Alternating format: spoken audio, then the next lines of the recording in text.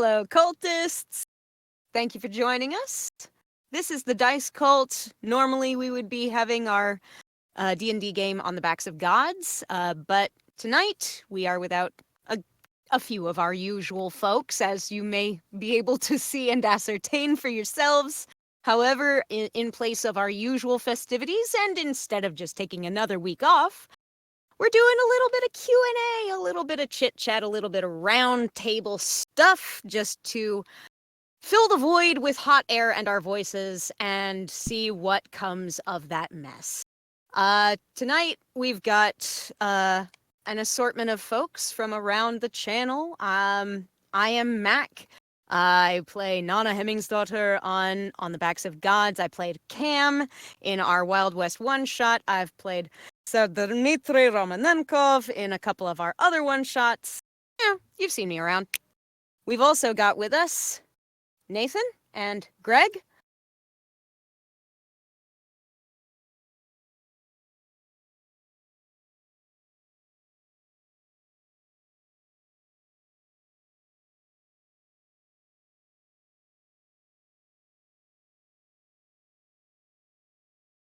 Campaign.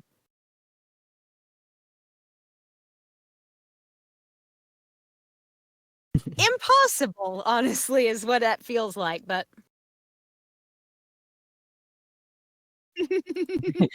That's half the fun. fail forward. Nice. Apparently, we have some notes that someone cannot hear Nathan.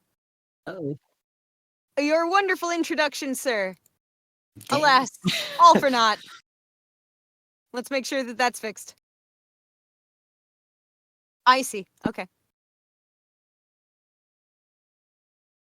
To use the Yeti, and I'm here now. Thank you. Ha ha ha. I'm glad someone was paying attention and watching. Thank you. Yeah. God love viewer. you, Chris. Thank you. Sorry, Appreciate had you. muted. All right. Now, Nathan, sorry. Would you run back that lovely introduction again? That I'm Nathan, and normally I am behind the scenes producing. And you can see the quality of that right there, because I'm normally figuring that out instead of being live. If you've seen my face before, it's because I was the storyteller for the Dice Cult's Vampire the Masquerade series. It ran for about 1.5 years, and you can watch that over on the YouTube. It's a big old playlist that you could just run forever. Yep. It's my first time storytelling. It was, so you can watch me figure things out live for the first time. And you had a very good suggestion that would probably be a good line of discussion to bring up during our little round table this evening, so we will be putting a pin in that. And Greg. Hello, I'm Greg. You probably recognize me from Backs of Gods. I play Kel, the big pot. That's where I came into this whole picture, so. You've only Also, been I with us guess- for a brief while. Yeah, it's been pretty brief so far. We'll see if it keeps happening. We would love to have you come in a little bit more. I've already fallen in love with Kieran. He's very, very fun. Greg is my And we backup have- producer also, by the way. Oh, That's yes. true. Yeah, Greg helps I- us out on the nights where Nathan is not available. I do my best. You do a very swell job, my friend. I promise you. Much better than I could. I'm only a little technology challenged. We figure it out. We figure it out. We learn. Yeah, we fail forward. That's what we do, and that's a lot of what I think we'll probably be talking about. Motto for tonight: failing Yeah, forward. fail forward. That's how you do. That's how you fix it. So that being said, I guess we can kind of just roll on in. Generally tonight we're kind of just taking it lackadaisical a bit.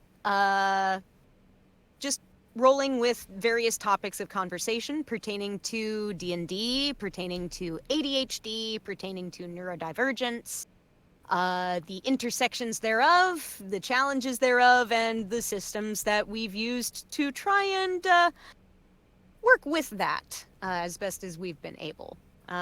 So I'm not sure where y'all would like to begin our discussion, but as this is a round table, I hardly wish to take point. I think, the first thing we were talking about was ADHD, and D&D, right? I don't know if we want to lead in with that. By all means, should we discuss perhaps to lead in our own diagnosis stories? Yeah. I'll go ahead and just say I'm your token non-ADHD person here. Which is interesting to me. Like, so describe for At me, least as far like, as I know. how you feel coming into this discussion, and are there any other challenges that you have that you feel are worth discussing in this setting? I think just most of the people close to me, like you guys, my partner, a lot of my close friends have either ADHD or on the spectrum in somehow. So I'm surrounded by it, so I feel like it's kind of normal to me. Mm, Navigating other people's, differences is kind of something I do on the daily. makes it a bit second nature, which like comes out really nicely in Keld, I gotta say. That's very fun. Yeah, that definitely translates there.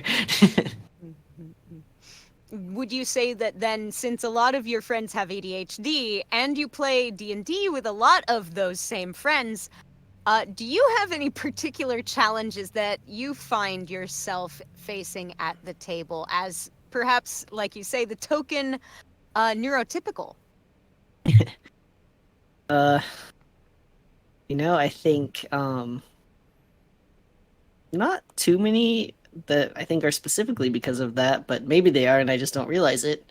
But I notice like you guys are definitely a little more quick on it with the, conversation, the improv and stuff, and I find that a little more difficult. And I don't know if maybe that's just, personal differences, just the lack of theater background maybe.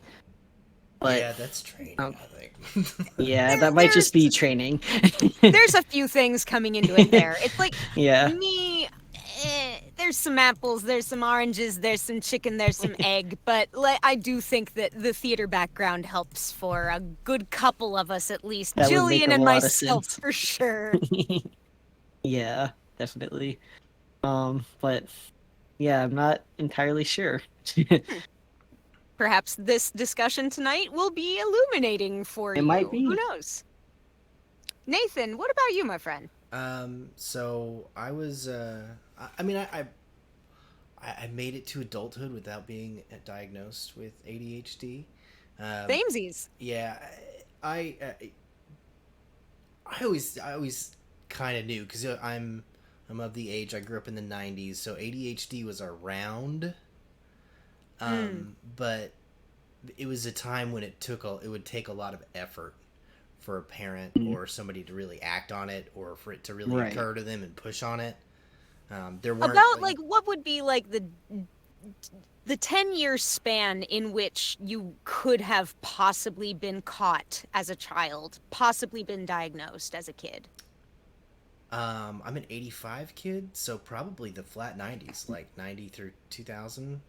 The Wild West Yeah, I mean, of you could have ADHD. diagnosed me like in my late teenage years. I graduated Sure. 2003, but um, early. So I mean, this is pretty common stuff. Like I was always in trouble for just not being able to sit still. Mhm. I couldn't stay on task, especially when I got bored. But I was good enough at school to do well on tests when there was like money on the line. But Right. if you give me like endless homework problems to do, I never did them. Yeah. And was always in trouble for that. Like turning in stuff was not worth it. But when you like sit me down and make me take a test, I was good enough to make it so that there was Right. never a problem worth addressing. That definitely Hmm. seems like a common occurrence. Yeah, not exactly like my experience, but very echoes across the board. It's like poetry. It rhymes. I was diagnosed because I sought it out as an adult. It was very late in life. Gosh, so I would have been probably like it would have been 2015 or 2016. So I would have been 30 or 31. Wow. Wild. That is like very like maybe 2 or 3 years after I got my diagnosis. Funny enough. It Continue. happened because I got out of the military. I went to school for engineering, and I've always been good enough at math to do well on tests. And when you're studying for engineering, the thing that helps you as an ADHD type person, or at least it did me, is that we were always solving interesting problems in school. Like I was attracted to a math problem or a circuit, and I was interested and on task. And then I got a real job where you are not on the daily solving interesting problems, but it is like I worked at the time. I worked for Boeing, so it felt, and it is kind of like high stakes. Sure. Like you need to go through this monotonous task with your engineering knowledge, and you need to like check across and do something in repetition for a long period of time and stay on task, and it has to be perfect. Oh. And that's just my kryptonite. Yikes. And I was like, I need drugs. Yeah. Someone, Yeah, man. and it Can't was do like that. first job engineering, like total imposter syndrome. Like, oh, I can't do this. And eventually, I sought help and medication. Yeah. Yeah. Now, here is a little thought experiment that I like to ask fellow neurodivergent folks. If you did not have to slot into the workforce as it exists, do you think you would need stimulant medication? No. That's exactly what it's for when I used it. Just a little thing to note for my fellow cultists who may or may not be neurodivergent of some stripe, or who may or may not have friends or family who are neurodivergent. Something that is rather recurring across the board is the fact that the way that our brains function is different from a lot of folks who are deemed neurotypical, which I don't love the idea of any one way of a brain being wired being deemed typical. I don't think that that exists, but the fact is that we have a broad number of systems, a broad number of businesses and business models and an economy and a government built around expectations of the way the average person behaves and what the average person needs. And that's not us. So, that being said, a lot of what falls into neurodivergent treatment winds up being, what does it take to help assist this, maybe octagonal shaped peg fit into this round hole? If you feel what I mean. It's a matter of assisting the person who is not made for the way this place is to fit in a little easier. It's not perfect. And I think that a lot of neurodivergent folks struggle with the balance between, well, how much do I want this assistance? How much do I need this assistance? How much is this here just to help me pass for neurotypical in my day-to-day life, in my job, among my friends, with my family? And how much of it is actually to help me do things I want to do? So, it seems to me like it's something worth asking. Neurodivergent folks and neurotypical folks. Like, if you genuinely didn't need to add on an extra step in order to function in the world the way that it is, would you take it? I think a lot of us probably wouldn't. And, we can talk a little bit more about what that means, why that can be a little complicated further on if we have time, but not to delay us any further, unless, Nathan, you had anything else you wanted to add. What is your origin story? My origin story is dark and complex. I feel like I witnessed part of it. You did witness a good chunk of it, actually. My diagnosis story comes relatively late in life. I was also one of those gifted learner kids. What happened was, all through elementary school, middle school, and high school, I got report cards which would be all A's and a B. Now, the B would float from class to class every year. It wouldn't stay just in math, which was admittedly my least strong. That was the class that had the B the most often, but not always. Sometimes it would be a completely other class. There was one year it was in an English class, and that was my very favorite subject. And my parents were baffled. They were like, "You're obviously smart enough to get this. What's the problem?" And I'm like, "I'm a child. I don't know. You're the parent. I'm not sure." I would do my homework. But the problem was it was so dull, I couldn't do it in anything resembling a short frame of time. This meant I'd sit down to my homework to do a chunk a little before dinner, and then I'd sit down and watch TV, and then we'd have dinner. And then I would sit and do my homework the rest of the night until bed. Sometimes this was on until midnight because I couldn't get finished, because I couldn't get started, or I couldn't continue. I couldn't keep my focus through the And whole maintain thing. the focus. Oh, yeah. Especially in math and in history. Oh, my God. Like, if we covered an interesting moment in history, fantastic. If we were memorizing dates of battles in a war, my brain shut off. It didn't care. I could Even not. I feel for you for that. Oh, hated it. Could not hack it. But because of this, I managed to just coast through all of my basic schooling with no problem. My parentage being particular, especially from a stiff upper lip Yorkshireman father who did not believe in therapy. I love you, Dad. God rest your soul. I do. I love you. I really wish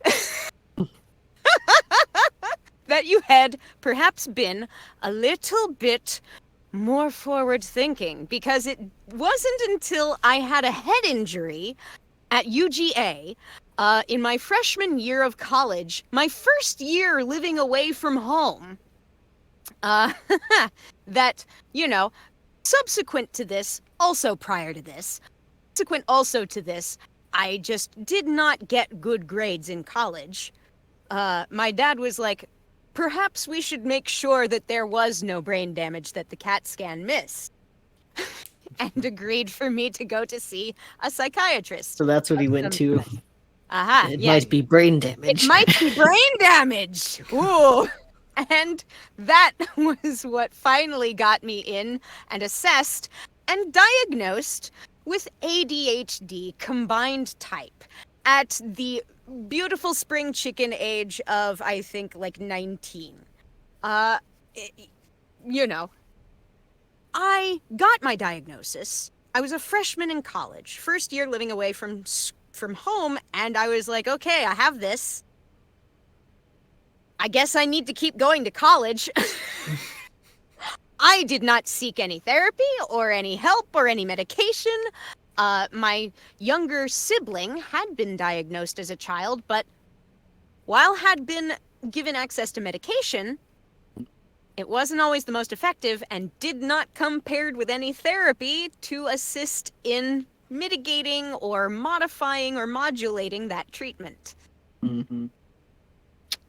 My younger sibling has a contentious relationship with medication to this day, and I do not blame them in the least bit for that.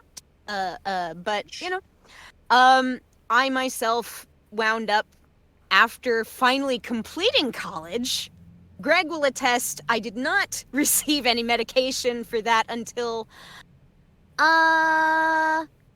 it was either right before I graduated or right after. Right. Something like that. I started in on seeking stimulant medication treatment because I was continuing to struggle, I think, at work, honestly, maintaining any kind of focus after I was done with my college studies. And wound up progressively finding a medication regimen that worked well for me, got in with therapy, started in on actually figuring out what ADHD is, how it works, and what it takes to actually work within that framework instead of having to push against it all the time. I liken it a lot when I talk Know about the it. beast.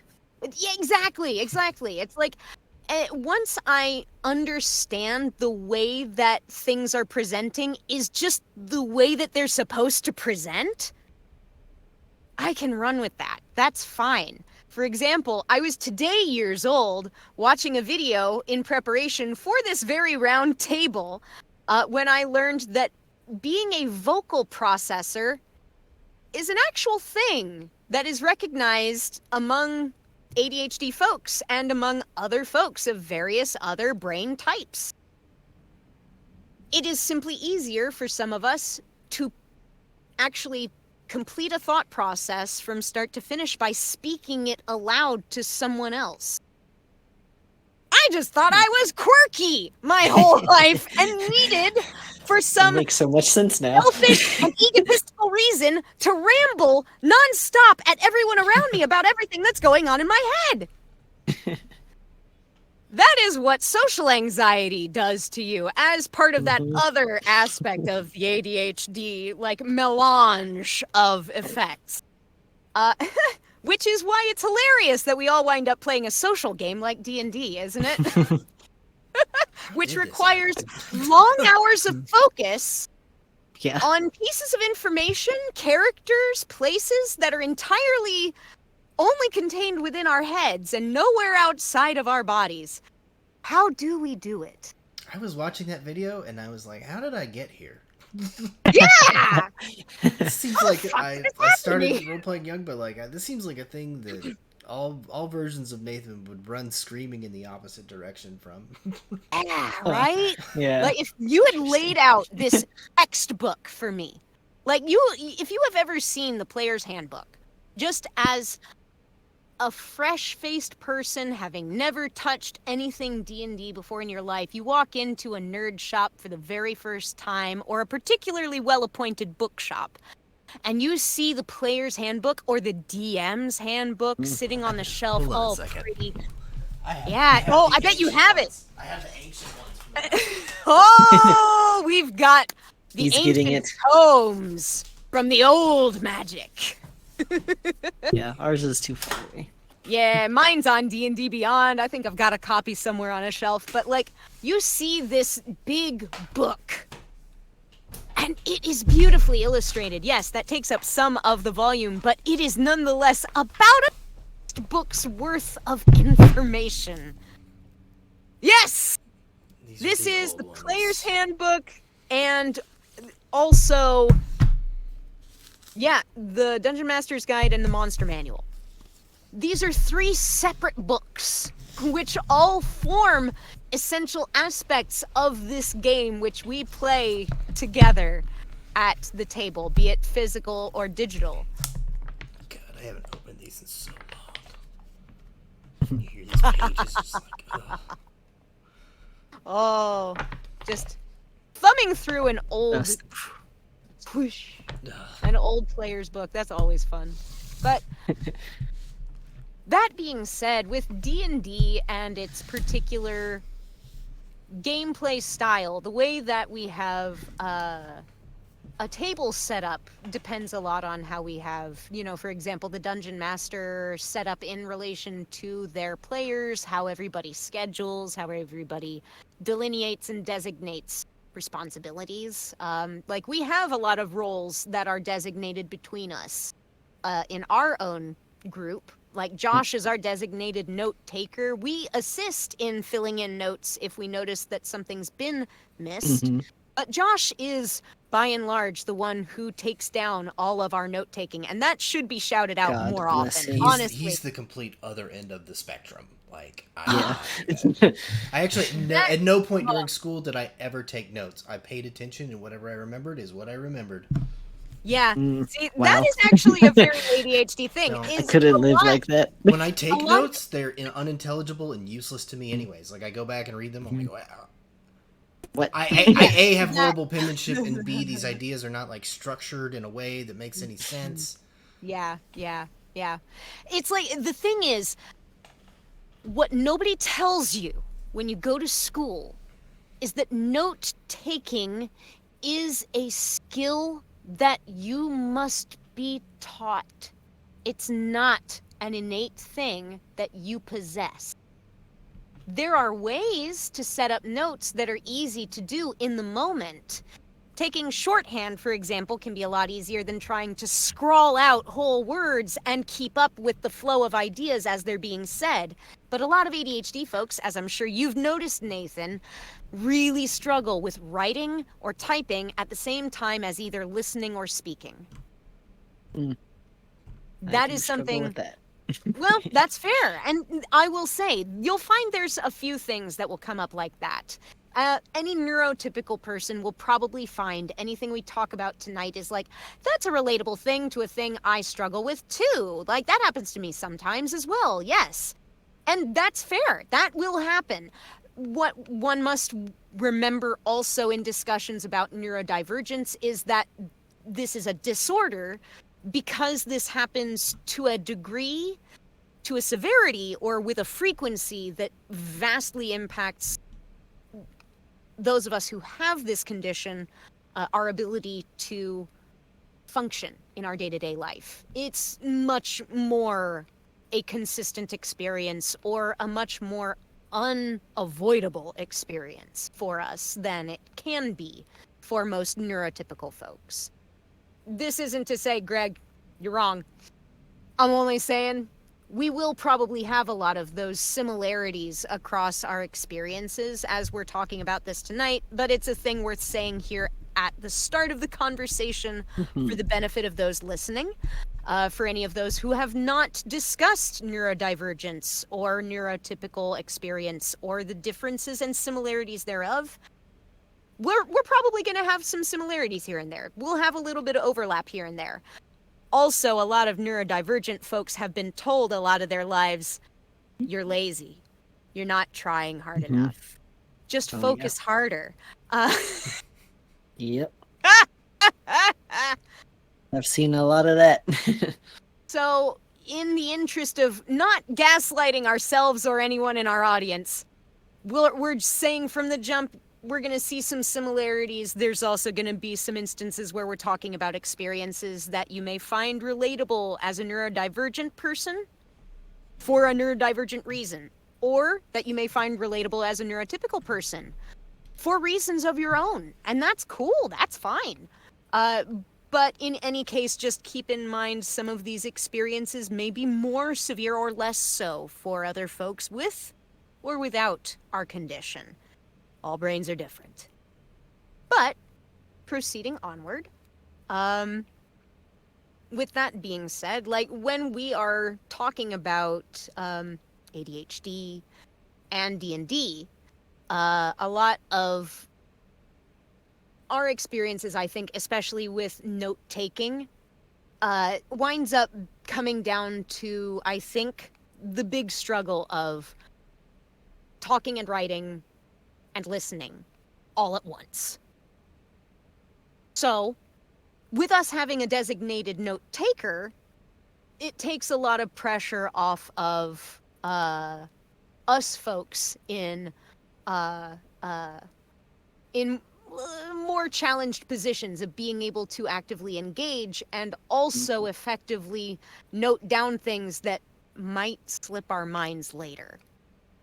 Especially because, unfortunately, for us ADHD folks, we have a difficult time taking things from short-term memory and committing them into long-term memory. That is a very specific disconnect for neurodivergent brains. So for those of us who have that specific struggle, if there is no external place to store memory, to store some fact or knowledge, there is a stronger chance that it will fizzle in our short-term memory, kind of hang out on the back burner and then just fall off.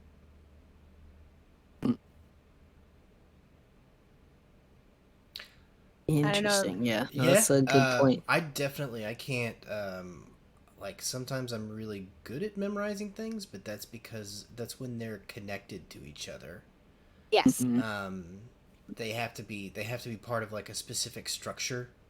Mm-hmm. Like if it's so I'm pretty good at like I had a pretty good run in chemistry and I was pretty good with maps, but Mm-hmm. if like I really struggle with things that are with like psychology class was really awful for me Mm. because it has a lot of subjective terms in them Yeah. Interesting. that you have Funny thing to, is, and because they're subjective, they're yeah. disconnected from each other. Oh, interesting. For me, Right. psychology was fairly easy for me to pick up, but that's, I think, more a personal interest difference for me. I find people, behavior, and sociological connections fascinating innately. That's why I find storytelling fascinating innately. I find that the connections between people and the way that people modulate their behavior to work with the people around them or to pursue what they want from the people around them is a really useful way to work through social interactions. As a socially anxious person who doesn't always read social cues well, it's useful for me to have a framework to understand the ways that people are moving around me. And the more I understand psychology, the more I recognize those patterns. I remember being super interested in it. I just couldn't. And I Couldn't make mean, it stick. I could. I mean, and all. Well, I guess that's the other thing is that, um, you don't in a lot of the other disciplines you don't really need to memorize things, or if Mm, you do, they're like sequential to each other. mm, So Right. I can kind of it's like your the periodic table can be just a lot like a big complicated ABCs. Right. You can remember the whole alphabet if you start at A and follow the chain. You Hmm. can kind true. of do that That with a is periodic true. table. Huh. That's a good point right there. That's a good point. If I had the interest to memorize the Yeah. periodic table, I believe I could complete Oh yeah, that. I've since lost that, but it was a thing Sure. that Mm. I did. Yeah. I thrived more in like history and art and stuff, so I Mm, think things are definitely more related to like events and like time. So I feel like I often associate things like I'm better at remembering dates and like timelines than like random or not random, but like facts and like, mm. periodic table sort of thing. Hmm. Well, I'll bend that back Yeah. to storytelling. This Mm. was a thing I had to take the time to do, even though we had a video record for all of um, our vampire story. I had to keep a chronological timeline, like a Oh line yeah, uh, through the nights as we Yeah. went Yeah. to keep I That track believe of makes like that. sense. what happened 3 nights ago in like Yeah. a very quick, easily to access format. Mhm. Hmm. Yeah. How That was is that? something specifically I want to talk about is personalizing your notes for what you need. But Mm. Let's just jump into that. Yeah. do you want to say how what you do to prepare for one shots, or do you want me to like? I mean, I can run on that, but you're already holding the stick, so Okay. go for that. Okay. So Yeah, tell us about this. a a typical um uh vampire evening for me was we just like on the backs of gods, we had like a before the break two Sorry to interrupt, scenes. Nathan, but your audio's a little low. Someone, Oh, okay. Let me So turn this up, or actually, crank her up. Yeah, especially since you're going to be talking crank it. for a good bit here. Let's yeah. get that now. How's that? Is that better? Check 1 2, cultist. I Check can't. 1 2. I can monitor my own I think it's audio, but Laura. it's awful. I have to listen to myself talk. Oh no. Yeah. Okay. I'm gonna say that's good enough. Cool. Monitor off. Okay. Great. Mm. Ugh. um. So, a typical session would contain I would break it up into scenes, and one scene would be setting up a conflict that's about to happen that evening, and the next scene would be the conflict. Somewhere in that conflict, the break would occur, and at that point, all bets are off. There is nothing. The things that I prepared beyond that are having a good grasp of the non-player characters and what their motivations are, because I have no idea what Katie and Jillian are gonna do. Yeah. I have no idea. Fucking wild card. The more I prepared, the less I leaned into that, which might even be a mistake, because I think the more advanced storytellers probably they prepare very quickly. They can just get some contingencies down, and they're not in love with any particular contingency because they've seen so many of their babies die already. That when one of them does, it's just not a big deal, and they just throw it away and be like, "Oh, I'll use that later." Yeah. Save that. I put that in pocket. Yeah. That works. Makes sense. Unfortunately, Nathan, it seems like you're probably still about the same volume-wise. I don't suppose you're able to, like, turn yourself up on the Discord call, possibly? I don't know if that'll affect things on Twitch. No, because we're straight into my hardware, but I see it. Let me... Hey, that's the gain all the way up. There isn't, like, a on, non-physical knob that has There it. is a physical knob on the Yeti. And, okay, how about now? Oh, Okay. that is Hello. much more present. Okay. Hello? All right, we figured it out. It was My the Yeti. one working headphone. Yeah. Okay, physical gain knob has been turned. We are in business. All right, excellent. We have the power of audio engineering. Ha ha ha ha. As you were, sir. So that is how I would prepare a session. For big arcs, I did have a big conflict that needed to get resolved some way. I didn't really care how, between the players and the local Camarilla. And I didn't put any limits on that. But I knew that there was going to be layers of NPCs throughout that, because you need to resolve a conflict with, ultimately the prince, between yourself and the prince. But how do you just get there? So there were layers of people in between them and the prince, and they, that is a problem, right? For a lot of vampire games, in that the group could just immediately walk up and go to the prince, and you have to, in my view, you have to let that happen. I get it. It's like if they're part of this society and their leader of this society is meant to be a leader of merit, of note, then they ought to have some access to that leader. Like, that should make sense, like, just structurally for their society. But then also it's like, where's your narrative tension? They spent, well, so that's the thing, is I think you have to, that would be a big deal, and you'd have to think ahead and prepare. Like, that would be one where you'd want contingencies on the other side of the break. Not,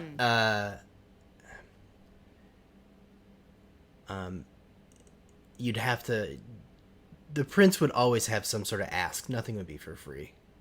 Sure. Right? And I'd have to come up with that ask. Right. Always have an ask in the back pocket. Oh, yes. I mean, very much like the Fae, basically. You run a Fae court, it's basically the Camarilla. Yeah. The Camarilla is like the Fae court, but for vampires. In this essay, I will. No, I'm kidding. Yeah. I've never done any of that. Are you talking about D&D Fae, or? D&D Fae, at least like just as something off the top of my head, I know that changeling the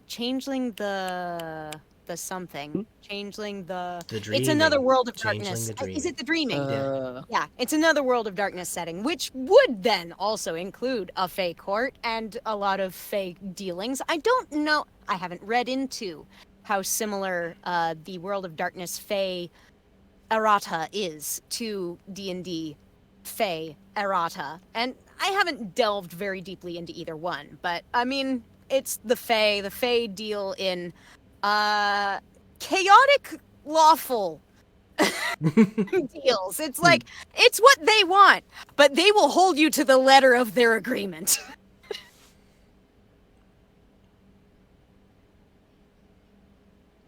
That being said, I find Vampire the Masquerade to be a very interesting game, like socially for that reason, because you always expect there to be like some kind of exchange. There is not going to be an easy out, an easy ask, an easy resolution without some kind of tactical play. Yeah, and that's that's how I was able to keep it going for a year and a half. Was your first time out storytelling, which good for you, man. Like doing a whole campaign for your first time.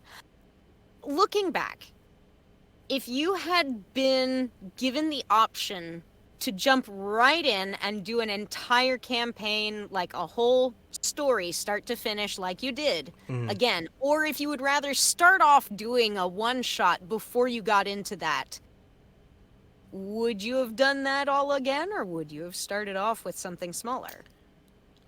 I need the big grand narrative to be interested. I mean I enjoy like planning out, I mean, to the extent you can, the campaign and building characters and building the Vampire is a great thing they do called the relationship map. Building the relationship map for the city is something that I personally just kind of fall in love with and do. And I couldn't imagine putting that much effort into a one shot. Yeah, no, definitely not. Definitely not. And like that was sort of the reason actually why I volunteered to run a one shot as my first ever go at DMing anything. I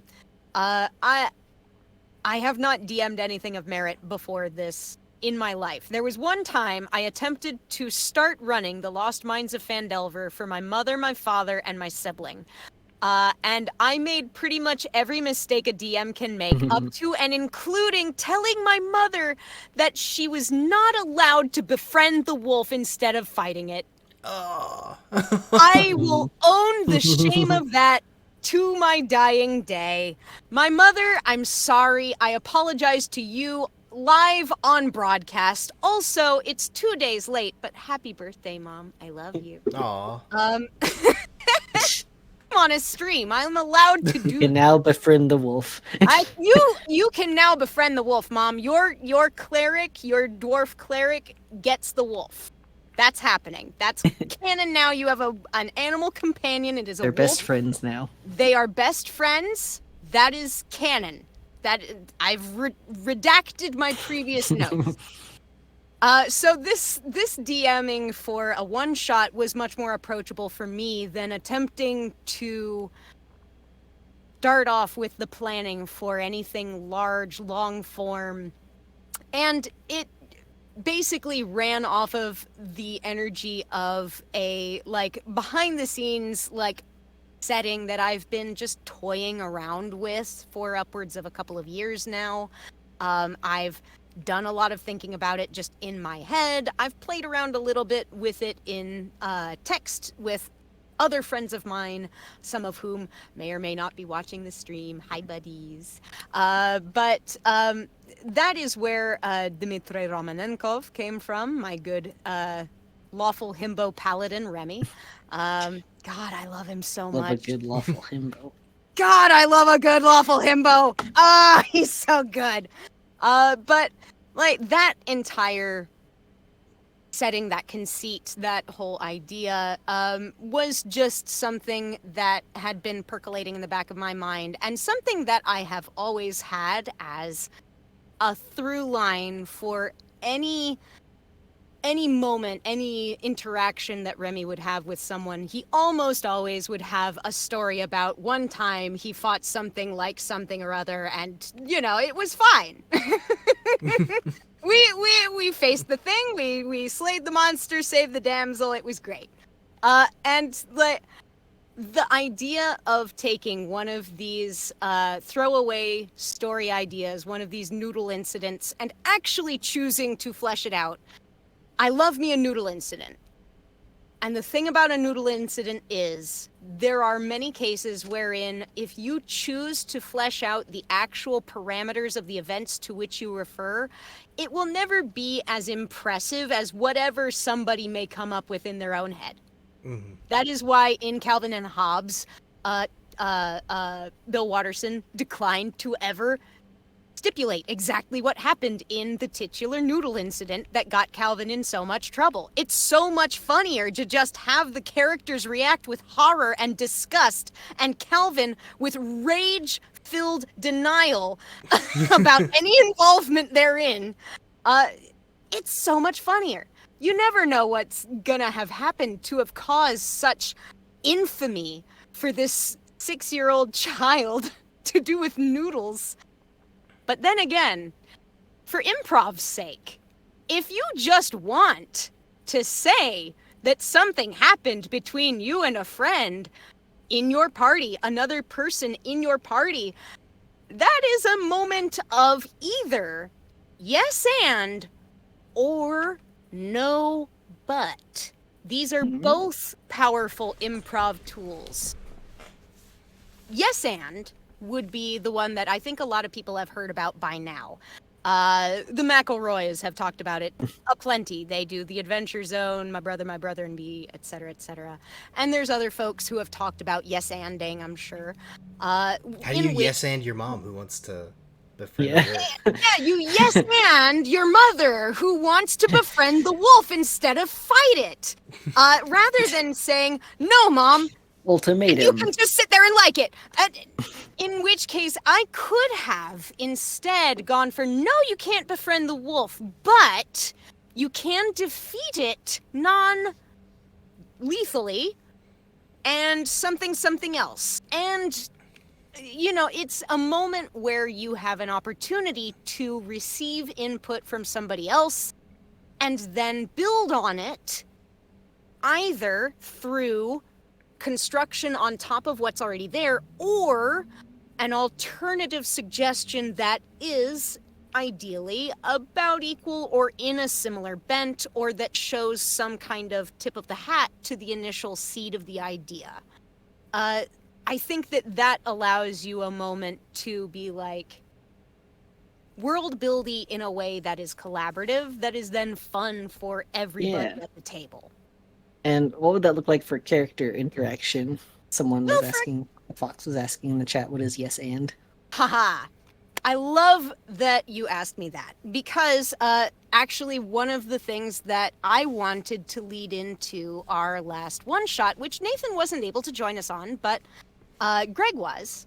I actually asked Greg before the start of the one-shot if he would assist me in leading into the start of the one-shot using one of these little moments of tit for tat, receiving a little bit of banter between two people. I wanted to lead in eventually to the idea of an adventure that Kieran went on with Remy, which involved some cows, which would percolate some conversation at the table and then lead into our framed story for the one-shot, which was the adventure which Chucks and oh no, Scott's character, help me.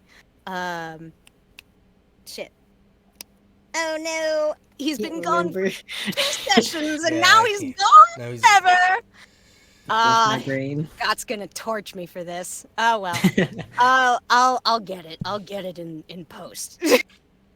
But what we wanted was then, in that moment, to sort of like allow a lead in for a similar sort of situation. So in case you don't have that like before session prep, if you want to have a moment of improv with somebody else, you want to lead into a moment where you can like tell a story collaboratively or like reference something together and then comment on something else that's happening in the moment. You can have an option where you have a party member see something that's happening at the moment, or take a similar story to something else that's being told around the table and catch on to a detail. And then turn to the other character and say, for example, Kieran was leading in with Remy going like, Remy, there were a number of some interesting adventures that we've been on, some of which were a bit touch and go, but I wonder whatever happened with those cows. Whatever happened with those cows? Now you have the Me cow instantly gets uncomfortable, looks away, and is like, yeah, sure, there's that story, right, of course, but there's like a couple dozen other stories we What could about talk that about. specific one? What, that specific one? Gosh golly gee, I don't know if I'm very keen on telling that specific one, but I guess if you're gonna insist, that's fine. And this is the difference between the character yes-anding and the player yes-anding. If you can understand, like Remy's not keen necessarily to tell a story about how he, was brought to a knee by a hag who was like easily levels lower to a degree that he probably should have been fine not winding up in this position, except he did. And it's haha funny. Knight Captain of the Guard, ha ha ha ha. He gets taken down a peg or two. Remy will take his hits, and will take any tales told about him in stride, more often than not. But in cases where you have a moment of comedic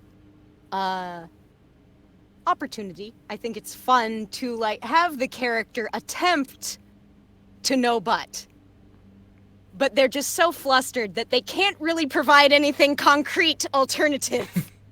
Which can then lead into, okay, yes, fine, I guess fine, we can do the thing. Can be fun in its own way.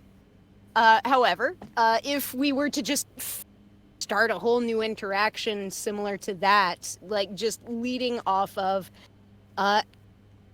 any of the adventures that we had had prior to this, you could easily have Remy turn to either Kieran or to Chucks and make note of something about the tavern that they're in. How the cider, pales in comparison to the fine cider we had in that great big orchard back yonder ways. And that can lead into some interesting topics of conversation pertaining to specific events that happened in that orchard.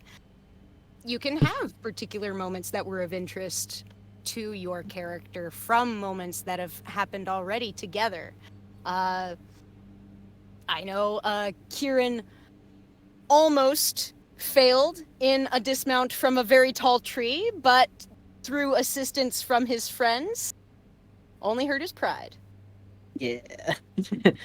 And that's not so bad in the end. Not so bad in the end, when you've got your friends to fall back on. It's a recurring Literally. theme. Yeah, literally. Now, I wouldn't say that I'm maybe the best person to ask for improv advice. Improv is something that I struggle with myself. Coming up with stuff just off the dome in the moment can be hard for me. But every once in a blue moon, if I've got things running on a good tilt, I can keep things spinning pretty nicely. Have there been some That moments was for proven. y'all? Well, thank you. I appreciate that. I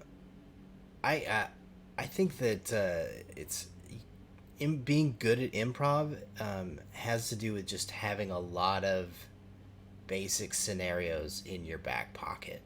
that you could use for anything. Yeah.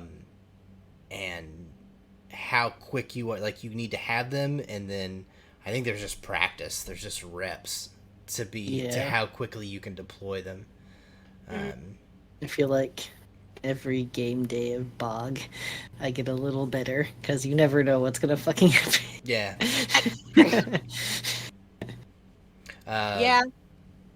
You know what? This is kind of an interesting aside. I was reading. There was mild controversy in the world of D&D over an article that Brennan Lee Mulligan wrote, where he was noting that people would continue to ask him, like, why he would choose to run Dungeons and Dragons for the kind of narrative heavy game that he runs. And it's his answer is because he doesn't want any of the structure in the story, because he's gonna do that all himself. And he needs something that's just gonna take the reins in combat and handle that for him. I don't. That's backwards from the way any other person would do this, who doesn't have years of theater training and isn't like a first team All-American improv person. Right. That's a very specific opinion. The structure of a vampire or something like this. I just picked up Monster of the Week. The narrative structure that gets built into this does a lot of the work for me. It forces me into a natural 3-act crescendo, both in the whereas Brennan Lee Mulligan doesn't need any help. He does not need training wheels on his story. Nah, Brennan Lee Mulligan. Now this is something that all of us DMs must just we must talk to one another with grace and with kindness, and understand that not a one of us probably is ever gonna be a Matt Mercer. Damn. Or a Brennan Lee Mulligan. Or a Bria Iyengar. I feel like I could be a passable Griffin McElroy. I could be a disaster white nerd with glasses, running meme shit nonsense with friends by the weekly. I could do that. That seems achievable. That seems achievable, yeah. But then again, Griffin also did a lot of work, like, composing music for his campaigns. I'm like, you do the most, and also sound like you're not.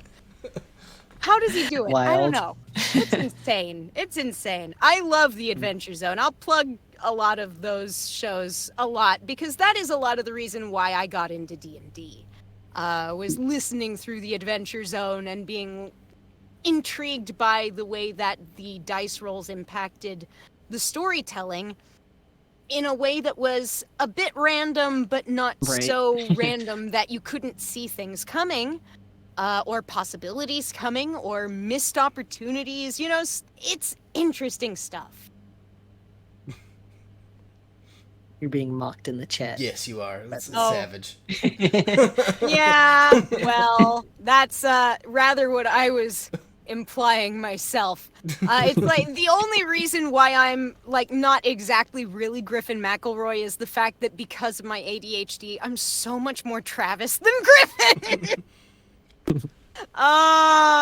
And you know, it does sort of get to me a little bit that Travis is sort of like within the community looked upon as the not as good a DM as Griffin. So I try not to internalize that either, but that's fine. But did you see the Fox's question there?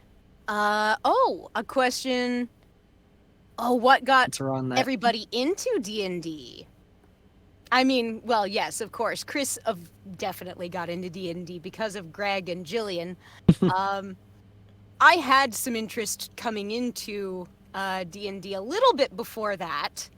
And, I mean, Greg and I have popped off on this a little bit, and I think Nathan did on one of our other Q&As. But I suppose, especially since we've probably got a few first-time listeners, if y'all want to do, like, a real brief, like, 1, 2, 3 on how we came to tabletop, how we came to Dungeons and Dragons, or how we came to our storytelling niche of choice? Well, I'll just launch into the really short explanation. I kind of like I grew up in a game store. Just You like said your dad owned it? no, Or- nope. I was literally like, this is actually a really big ADHD red flag. So I didn't do any homework like at all my freshman year of high school. And If I like could have got away with it, I would have. basically like passed enough to like not get held back on doing tests alone. And my mom was like, "No, you're homeschooled now. We need to take the reins on this before you Oh, destroy your boy. life." And My mom would have homeschooled my brother and me, but she keeps saying we would have had to be on 2 separate floors of the house, and her knee would have given out. yeah, but I wish. I mean, my mom, bless her, she was working, so she's like her plan ended up just being like leaving me at home alone with textbooks. So God. I was immediate like I would do some work and study, and then by the afternoon I would get on my bike and go to a game store. Of you would. You were Three of undiagnosed, her. untreated, untreated just ADHD, left me- left with textbooks alone in a house? Yep. But I mean, all's well that ends well. Yes, yeah. You came into D&D real early. Yeah, so I was just, I mean, those the people I was around was a bunch of kids my age, not kids, but like, the dead end adults. The clerks type model of adults playing D&D. Gen Xer models. Yeah. Ah. And they were very gracious in letting me have my teenage power fantasy with Nice. third edition D&D. Hey, good for them. That's very noble of Or them. good for you. Yeah. For my own curiosity, what percentage of the table are we talking for classic neckbeards? I don't know. Probably 80% of the table. Like there's probably one other kid my age.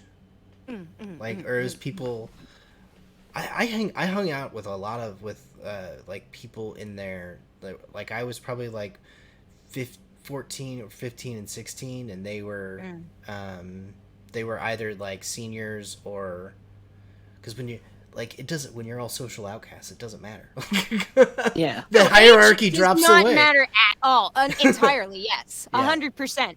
I hung with so many different friend groups through high school. I didn't have a social life outside of school because, as I said, I watched TV and I did homework when I got home. I didn't go anywhere. I didn't go to malls, to clubs, to friends' places very often unless we had a scheduled thing where we went out and did a thing. I was very boring. I was a very boring kid. I was a nerd and didn't have any Wow. outlet for it. The game store was 100% of my social interaction through high school. You had more 100%. than I did. Well, I didn't have high school, so Yeah. You had homeschool. so I remove did have all the of the public high school school system. and just add neckbeards. Neckbeards public school system. Neckbeards public school system. Yeah. You're less likely to get Feels hurt by the neckbeards, but they're only going to train you to Honestly, yeah. do one thing. Yeah. Yeah. They can only give That you the social skills they have. hyper-specialization. Yeah, which is to say, war games. Yep. Yep. Replace all of your social skills with war games. Yes. Birthday parties, war games. Greeting cards, war games. Yep. Greg, you're up. Yeah. Well, I blame Jillian. She got me to watch Dimension 20 Hey. and Critical Role around the same period. So I was in with those two biggies. Yep. I missed out on those two, weirdly enough. And then yeah, of course he told me about the fuck, what was it Adventure called? Zone. Yes, Adventure Zone. Yeah. Yeah. So those were the trio of wow. All this nerd shit. It's pretty cool. Yeah. And we So- had our little games and Eh, Was it like, was it purely the fact that Jillian was offering to run a game that you thought you might be interested in starting to play a game, or had you been entertaining that idea before that point? I had been like curious about it before that point. I remember in college I started playing Pathfinder with a small group, but didn't go very well and it did not last very long. So Ah, we bummer. had that and then I just sort of was like, all right, well, another Well, time. some other time. And then it it worked out better because, closer friends. We were able to, Yeah. meet up more regularly. Yeah. I mean, especially since almost all of us were roommates, with the exception Yep. of Chris. We all lived together, so there was no excuse. Oh my god, we were roommates. But yeah, no, it was much easier to schedule that way. Chris, thank God you were willing to meet us at our apartment as often as you Yeah. were. That probably was the biggest reason why we continued playing as long as we did. Through And 2 I think campaigns. another aspect was like I was a little intimidated because of just like, the all the details in the player's handbook and everything. But like watching Dimension 20 and watching like how they sort of streamlined everything, I feel like that was kind of helpful in me like, okay, I'm not that scared. Yeah, like seeing the mechanics play out, I think Mhm. helps a lot for a lot of folks. Like for me myself, I know that usually my learning style is to like watch something be done and like have it ideally explained as it's being Mhm. done. And then like for me to kind of like Ideal. do that alongside the person and them to be like, okay, yeah, I like that, but change this. Alter that. Yeah, you're good Right. there. Do this. Yeah, like that. Yeah, Uh, just kind of having your hand held, along the way and a being like, little all right, bit. so A little bit, just to get your training wheels on. And Right. then once I know what it looks like when it's done correctly, I can work towards that. But if I don't have a good idea in my head of what correctly looks like, that's where I struggle. correctly. Yeah. Yeah, If correctly. there even is a correctly.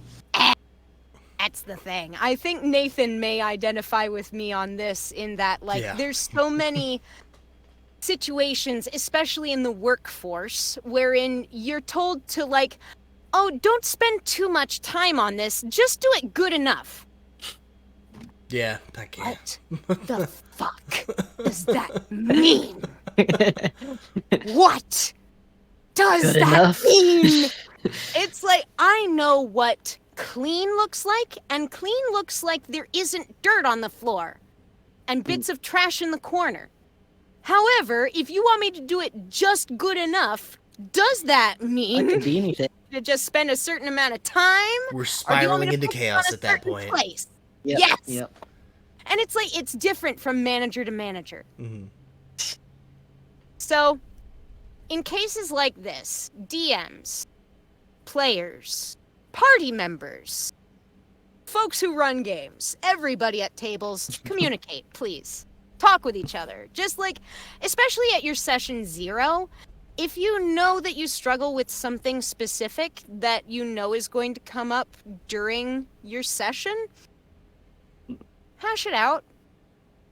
We've already discussed, like, pros and cons of being decent with note taking or not, showing up on time or not, remembering your mini dice character sheet notes, any number of errata, which might be important to have, which you might forget if they're not on your person or if they're not available to you digitally. Remembering your character abilities and things. And see, the thing is, this is a collaborative event.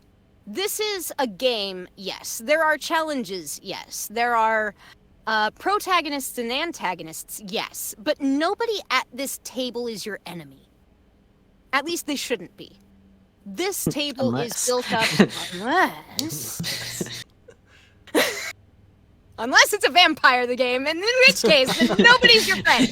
Nobody's there to be your friend, least of all the DM. But no, ideally, a collaborative experience is what you should be seeking with your tabletop game. So, being able to voice your struggles, your needs, to other players, to your DM, and work out ways where people can work together in order to make things run easier for everybody, that's always good. We at the Dice Cult, we'll take a break once halfway through the stream because that's prudent to do as, people who watch and give streams do need breaks. And having one is useful in the middle so that it's not so many things for our dear producer to have to cut together.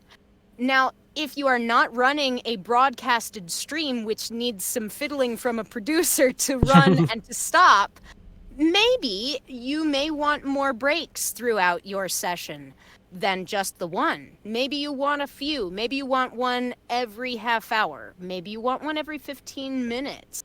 Or maybe you just want one in between major encounters, between different NPCs and the PCs. It's up to you. Whatever works best for your individual crew. One to feed your 5 cats.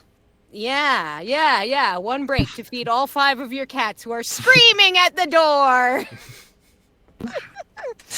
Yeah, sometimes you have to work around life, but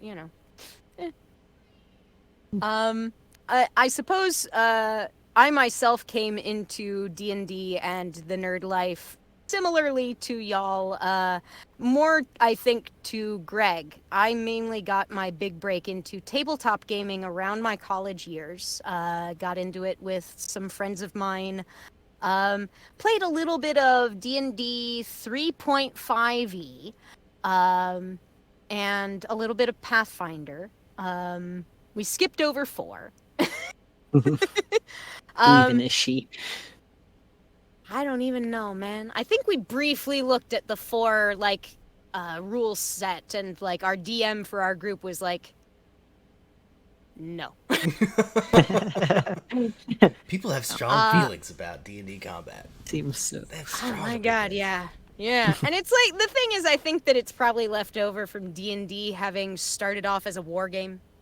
Oh yeah. Dungeons and Dragons Classic having its roots in war games is kind of still an artifact of how combat is run to this day in D&D, and kind of also the fact that something that I just saw brought up as a video topic that just shot me in passing on my feed. It was titled something like, why doesn't D&D have an exploration mechanic? And I'm like, oh my god. Because, you'll see notes in the DM's handbook about, suggested things that players can do as part of exploration, but there is no mechanical system for what exploration should demand, for what exploration should look like, what systems are expected within that exploration thing. I like that gives an individual DM the freedom to decide what they want their exploration to look like, but I think that could be a challenge for especially new DMs like myself, who may not know how to structure the mechanics of this game as it's already been balanced for a system that it has not yet built.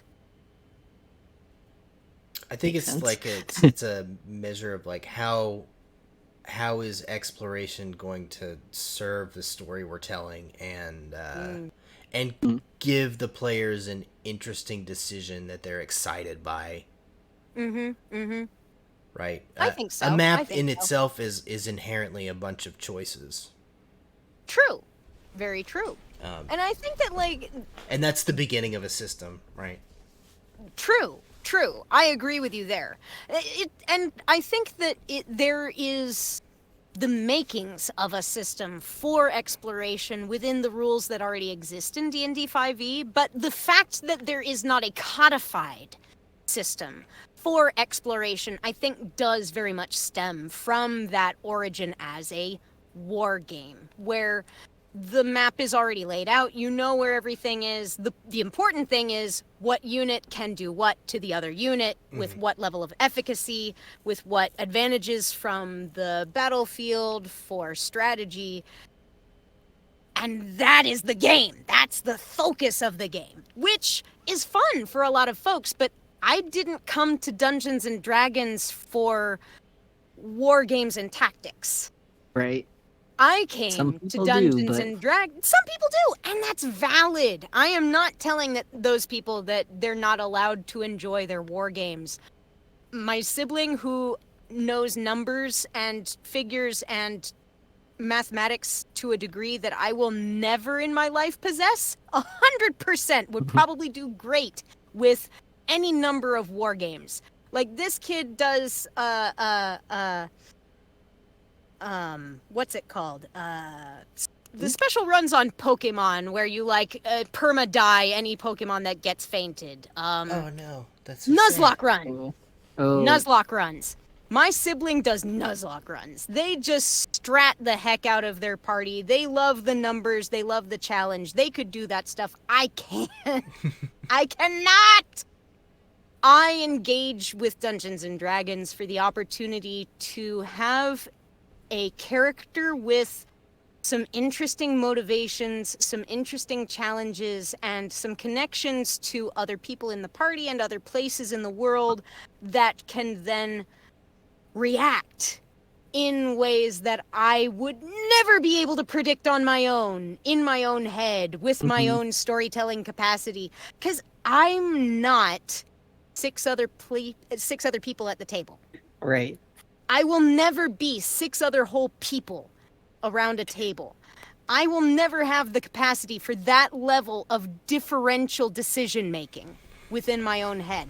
But that level of input coming into the same story at the same time, and then with the randomization of dice and the possibility of skills making things more or less likely to succeed, that, I think, is the most interesting aspect to D&D. It's the storytelling, it's the opportunity for the players to bounce off one another and the world and the NPCs and generate something fun, something that will be memorable, something that will resonate. Hmm.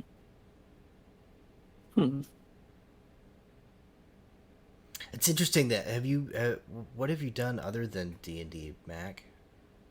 Not very much for tabletop, if I'm being honest. I want to explore more systems. I see so many more systems in So many. active, there's so many. Because what you I described wanna that get you into wanted, I that would put shit. like D&D at the end of the spectrum. I know, that's the thing. And it's like D&D I got into, again, because of friends in college and because of other friends and because it's the big thanks ones, to though. Critical Role, Adventure Right. Zone, It's become the Dimension 20. mainstream. It's become the mainstream tabletop game, which is cool. It's been made mainstream accessible. That's awesome. But also, it started as a war game, not as a storytelling game, and that is my struggle. Yep. But other games that I've still played, shows. yes, it does. It does. Other games I've played have mostly just been like some of the other ones that we've had here on the Dice Cult, like Call of Cthulhu. I briefly played in a Vampire the Masquerade campaign. Like, it was a one-off, LARP Vampire the Masquerade event that I attended with some friends, and I played the flighty, insane soothsayer vampire. Thank you. Yeah. Yep, I played a Malkavian. I just sort of giggled ominously and said things at weird and inopportune moments in between performances of other players, around the event. That's what which they I do. think I understand. That's what Malkavians do. They just show up and they're weird. Yeah. Which I think was exactly what I wanted from the experience. It was fun. I didn't know at all what I was doing, but it was fun. I think, I want to get more into World of Darkness games. I got a chance to play a very brief... Hunter the Reckoning? Yes, Hunter the Reckoning. And there was an intention to then follow up the Hunter the Reckoning with a game in World of Darkness in which my character was then going to die and become a Geist. Oh, man. Yeah. But the campaign collapsed because scheduling. The hardest boss. I played an interesting Castlevania tabletop game, Oh. which was it was different than D&D. Mm-hmm. and that it was definitely more like narrative centric, and I thought that was pretty cool because I find that I also prefer the narrative over the details of combat and everything. Yeah. It's like, I love all the cool stuff I can do. It's just like, there's so much to remember and There there's can so be many so numbers. much. Depending on your class, there can be a lot. There can be an awful lot, man. There can be. You always have to make, if you're like, I quickly grow bored with D&D combat when it's not forcing a difficult and interesting decision on the players. When it's not saying, you can go save the princess or you can have the chest of gold. That's definitely not a minute. I want you to, I mean, there are better choices to be made than that. And it's not, it doesn't have to be all bad, like one's all good and one's all bad. Right. But I need my combat to force people to make choices. Yeah. And have real, some like and have real stakes to it. consequences to it. And really, and honestly, like a real chance of you losing it, and because so often as storytellers, we don't plan for what happens if the players lose. Right. I could see that.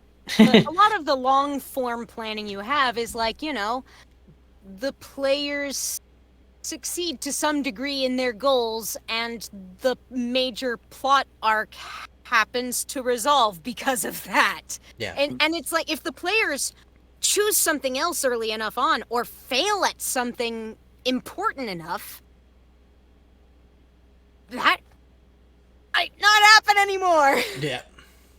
And I think you gotta let go of your baby. You gotta let it die and change everything. You go back to the whiteboard and just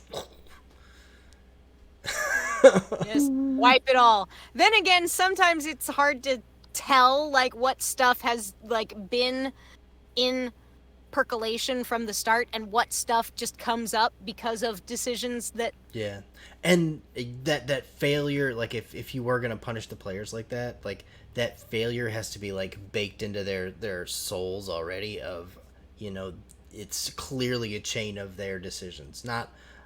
It's not even like I'm punishing you, it's just I'm rewarding you in an interesting way. I am giving you what your actions deserve. You're welcome. My favorite moments as being a player, like the most memorable times, are massive failures that I can attribute only to the actions of myself and my group. It was a choice that we made, and we rolled the dice, and they came up snake eyes. You chose to take this risk. And the risk you took. Holy. Yeah, and it forced our GM at the time to like just wipe away a bunch of his story. Yeah. Yeah. That's a thing that is hard to come to terms with. I think That's any why our story. Curse of Strahd game died. Oh. Wow. And COVID, but Well, I mean that too, yeah. Alas. That's a really powerful tool, I guess, for GMs, is like letting go. Just letting go of what you thought this campaign was going to be about, and ooh, and I'm sure that's hard. Yeah. Jillian killed my villain like 2 months in. Wow.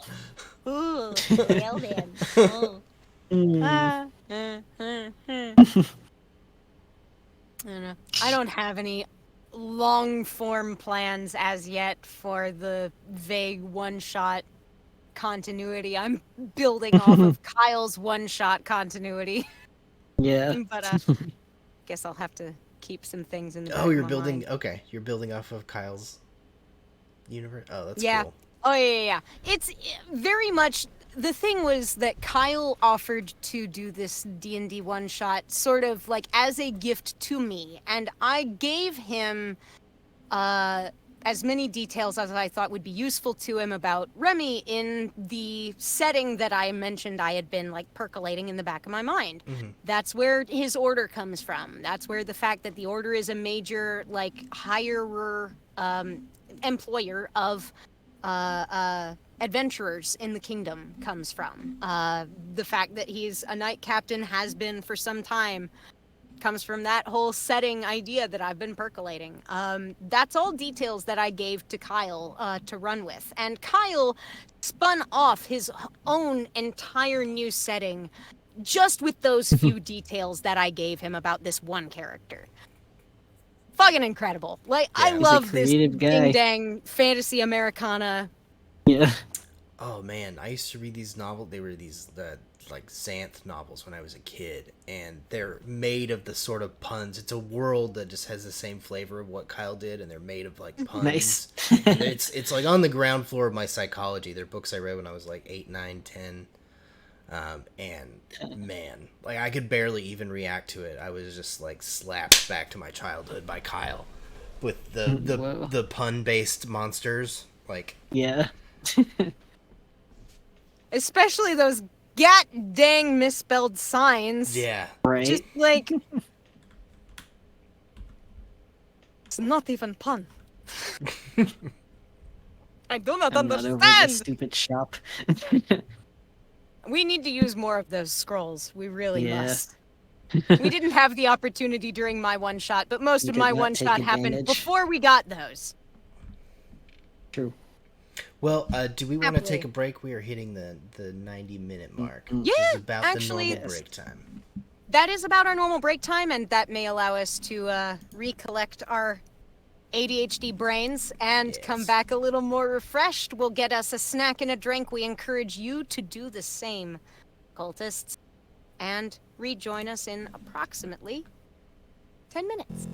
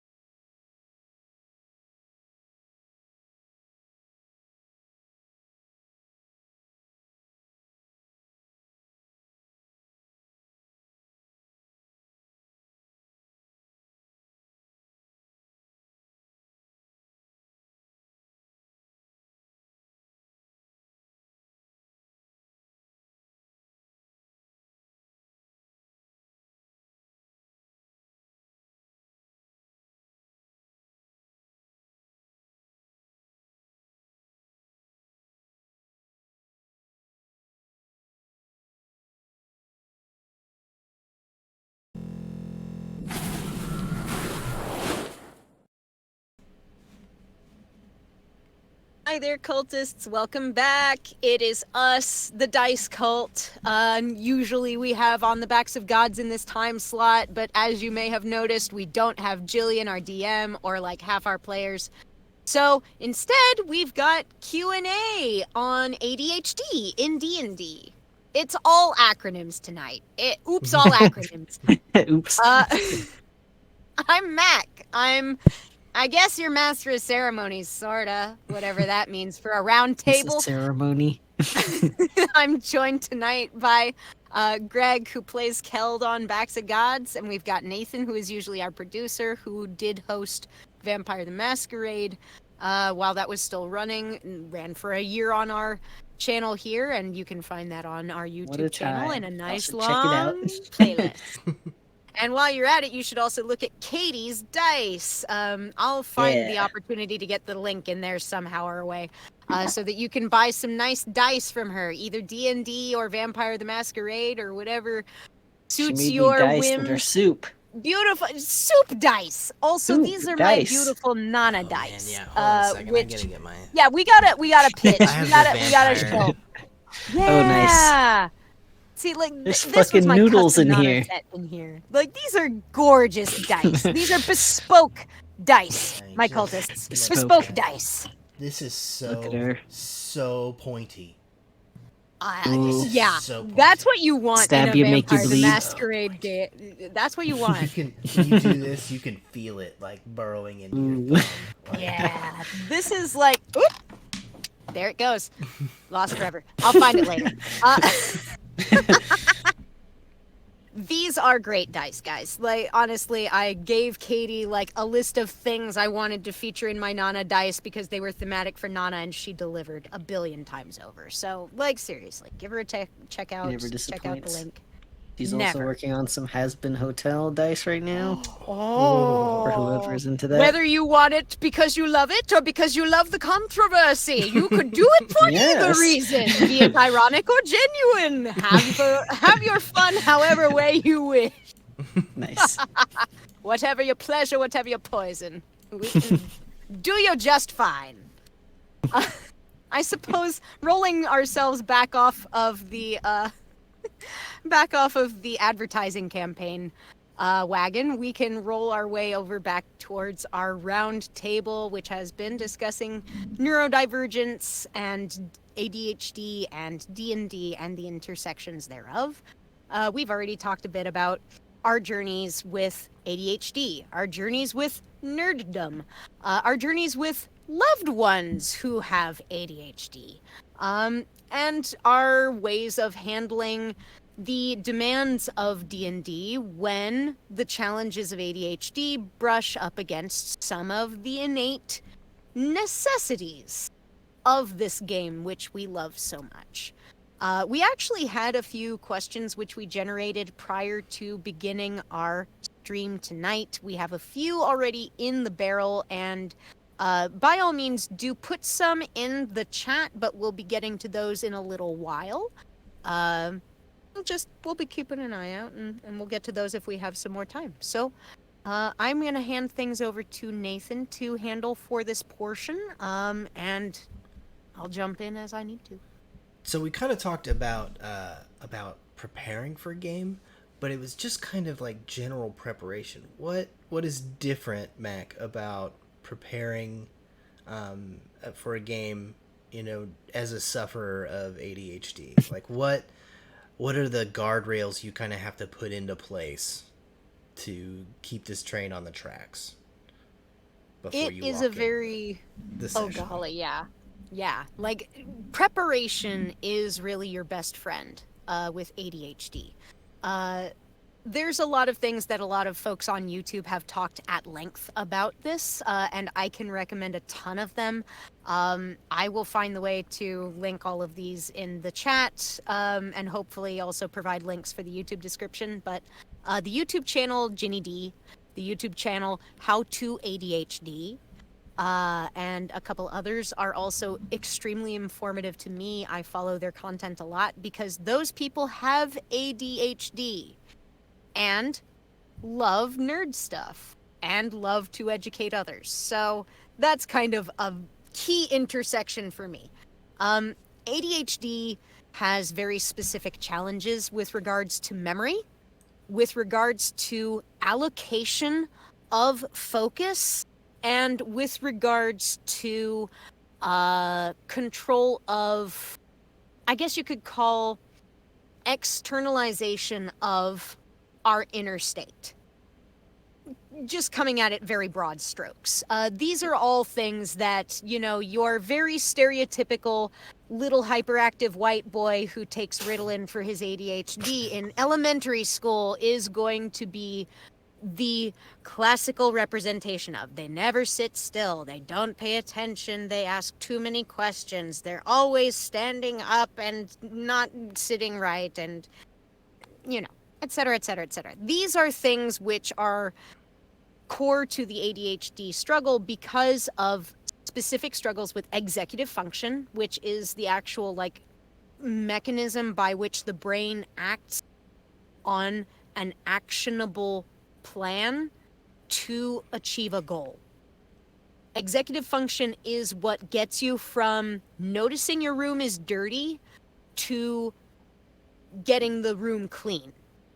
There is a gulf in between there, which ADHD folks must navigate manually. I'm just telling you, for neurotypical folks, by and large, that can be run on autopilot or can be left to a lot of automatic shifts in your gears. You don't have to do an awful lot of fancy stuff. This up here, I've got a manual shift, man, and it's clunky. So, my approach to preparation for anything, for any expected event, for any social engagement, for any activity at which I am expected to present any kind of effort, preparation is key. If you know what you are going to have the hardest time right out of the gate at your session, if there's one part of your story or your idea for what you're presenting in this session that you just don't really love to prepare, but it's very important for the session that is impending, that is something that I recommend you focus on preparing first, and for the most amount of time, but do it smart and treat yourself kindly. Do the Take thing you breaks. don't want to do first. Yeah. Yeah, exactly. It's the thing you don't want to do first, but the thing is, if you, like me, with an ADHD brain, lean into your natural inclination to focus on the thing that is interesting to you, whether or not it is the thing that you need the most information about for the session that you're going into. For example, combat prep isn't my forte. I'm glad that our combat went for y'all as smoothly as it seemed to do. There were a couple starts and stops for me because I was figuring a couple things out as I went. I had never run the encounter builder in D&D Beyond, which is in beta.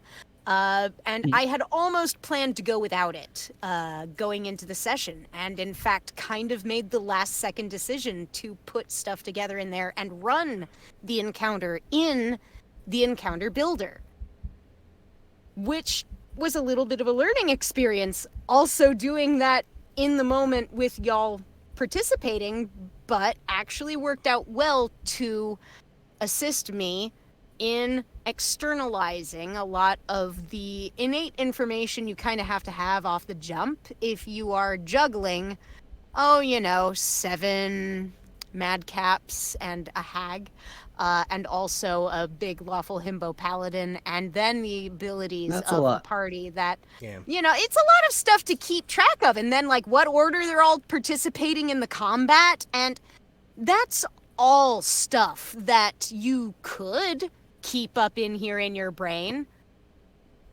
if you want to feel your brain, starting to hit nuclear with overclocking, or you can externalize some of that information into something else, be it written notes or the encounter builder in D&D Beyond, which I find useful because it automates a lot of the math that I struggle with. I can do math fine. It's just long term it builds up and I don't do well keeping my focus on a lot of math for a long period of time. So I take a lot of it out of my prep by automating it. So like stuff like that, things about ADHD that I know, I incorporate into my preparation. I know that I don't find the numbers as interesting, so I know that I need to take the most time to prepare that. But because I know that it's going to be dull to me, I can also take advantage of work and study techniques which are known to be useful for ADHD folks. Have either of you guys heard of the Pomodoro technique? Oh, it sounds really familiar. You probably have heard of it as part of Where you something to do with prioritize ADHD. something? Where you prioritize It's a little bit things? like that. Yeah, a little bit. A Pomodoro specifically is a technique where you use a timer. The name comes from tomato, like the little tomato-shaped egg timers that you used to find back in the day. Mm-hmm. Pomodoro. You would set a timer for a set period of time. You do your set task for that period of time. You don't do anything else. You don't work on anything else. You don't look at anything else. You just do the task you are trying to do for that period of time. When the timer goes off, you have a break for a set period of time. This can be modular for whatever you need, for your style of work, for your level of spoons, for how many of your spoons you may require for the task at hand. I suppose I ought to talk about spoon theory too, but this is a bit of a long sidebar as it is. Oh dear. But without trying to get too deep into it, just the fact that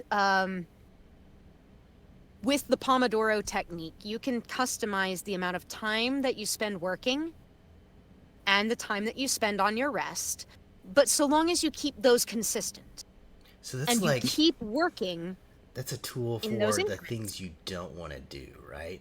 Because I would never. It can like, be also useful for the things you do want to Okay. do, but you have a hard time starting because you don't Okay. quite know Mm. how long you're going to have in order to work on it, and you don't want to lose yourself to the hyper-focus, but you know you want to have the time to do the thing. I would, yeah, okay, that's interesting. I would never shut down the hyper focus train if it was on. Like, No, the Yeah. thing is, Yeah, I yeah. used Go. to do that. I used to do that, and I would go for hours on end. Greg will know this from times where I was a roommate of you and Jillian. I would be on the computer, hyper focused on whatever nonsense, either art project or voice acting doobly doo I was doing at the time for Yeah. 6, 7, 8 hours at a stretch. Just working continuously. I still do it from time to time, but it does have a tendency to get a bit destructive on other aspects of my Right. life, including my sleep. Forgetting to eat dinner. Mm-hmm. Or breakfast, or lunch, or drink water. none of those pesky Hey. meals in the way. There at goes night. Mac making 1 a.m. mac and cheese because they forgot to eat dinner. Yup. Yeah. See, yeah. So Greg learned firsthand the ways of the Mac and the ways that the ADHD and the hyperfocus did impact the Mac. My hyperfocus is a tool that I want to make use of, but I want to use it measuringly, mindfully. And the way that the Pomodoro technique is meant to work is to help you partition your energy to match your level of focus. So you can use this to help yourself build a discipline. If you want to start to write regularly, in theory, I haven't done this yet myself, so this is stuff I have read, Go have on. not had the opportunity to sit down and apply in my real life. So, grain of salt. But from what I have read, especially in application of useful techniques for ADHD folks, using a steady unit of time to work and to rest and to work and to rest is a more innately easy to follow flow of work, which is sustainable for neurodivergent brains. It allows us the opportunity to forcefully shut off our momentary focus on the thing, do something else, take in water, have a snack, think about something else, do a puzzle. I actually have been learning Russian on Duolingo in order to help me with my role play as Remy. Да, конечно. Я люблю по-русски. Nice. But I do a little lesson on Duolingo even is a fun little, like 3 to 5 minute, maybe a 15-minute if you don't super focus on it, break from whatever you're doing. You're engaging a different part of your brain, and that aids the ADHD brain in avoiding fatigue, which we are extremely susceptible to, because either the hyperfocus will engage and we just do not perceive the fatigue until it hits us like a train, Yeah. or we are so unengaged in what we are expected to be doing that we are constantly fatigued the whole time we're doing it, and it takes us longer, which was what my situation was with my homework. If I had used the Pomodoro technique and done 20 minutes of homework, stood up, done 10 minutes of walking around the house, drinking some water, having an apple or some grapes or some celery sticks, like that, and then returning to 20 more minutes of homework. From what I'm reading, from what I've read about ADHD, like neurology and pathology, that would have helped me finish my homework before midnight. Even as a kid, even unmedicated, that would have been better than just sitting there and slogging through stuff I hated for hours without a break. Yeah, that sounds That miserable. would have made me focus more. Ironically. Yeah. So, in cases where you know that you are going to struggle, or in cases where you know that you want to make use of your focus in a way that will get done what you want to get done, techniques like the Pomodoro can be useful. This isn't going to be applicable for every single neurodivergent person. Could be useful for a lot. Could also be useful for a number of neurotypical folks. It's not a bad way to structure doing a task that needs to be broken down into smaller chunks. Especially, say, if it's cleaning a room that's gotten especially cluttered, which is a thing which happens so very often for me with me ADHD. And then you have the mass of clutter, and where do you even start? And like, it's just so much, and there's so much to do, and like you'll pick up one thing and throw it away, and then you're in the other room and you don't remember what you came in for, and Yep. No. Yep. I'd almost have to like set the timer and like set it for an hour and just clean, but I couldn't, like, it would never be a focused cleaning. It would be a like constantly meandering, like, re-optimized thing. Like, Right. and it's like, and that can work for you. It's like these Yeah, are I all mean- techniques that are like fully customizable to the user. But it works like a crutch works for a one-legged person. I mean, you're better It's off much with the crutch, easier. but it's still Yeah. not. You're still not gonna win the 100-meter dash. oh hell no, I am never going to be able to Marie Kondo my house in a day. Are you kidding? That's not who I am. I'm not Marie Kondo. I'm Mac. I have ADHD. Hi. That isn't going to be me. What I can do, however, is I can take a single... They had dinner. They had wet food, but no actual dinner. They had the You're live, treats. Jillian. Hi, Jillian! She didn't hear. It's fine. We love her anyway. But with like room cleaning, for example, like I can actionably take one piece of furniture in my room and then break down everything that is in the top surface of that piece of furniture, and I can follow 3 steps with the last step having 2 parts. I Is it feel like this garbage? might be a good segue. Yes.